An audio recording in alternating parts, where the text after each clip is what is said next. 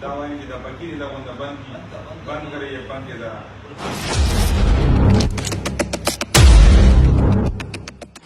ए दाऊद आफरीदी का अनोखा एहतजाज। इजलास में एसी और पंखे बंद, अफसरान बेहाल। बुध के रोज को हाट, वो गैस की बदतरीन लोड शेडिंग के खिलाफ कमिश्नर को हाट। वापडा हुकाम और दीगर अफसरान की मौजूदगी में एक अहम इजलास मुनाकद हुआ, जिसमें रुकन सूबाई असम्बली दाऊद आफरीदी ने अनोखे अंदाज में एहतजाज करते हुए सबको हैरान कर दिया।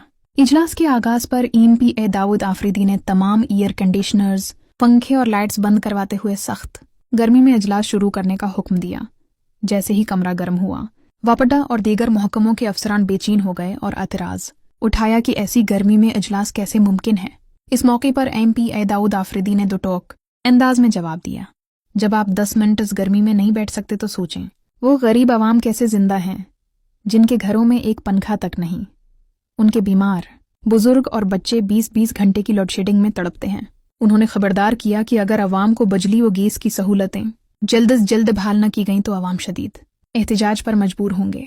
ये अलामती कदम सोशल मीडिया पर भी मौजूए बहस बन गया है, जहां सार्फिन ने दाऊद आफरीदी के इस अमल को अवामी नुमाइंदे का हकीकी दर्द करार दिया है।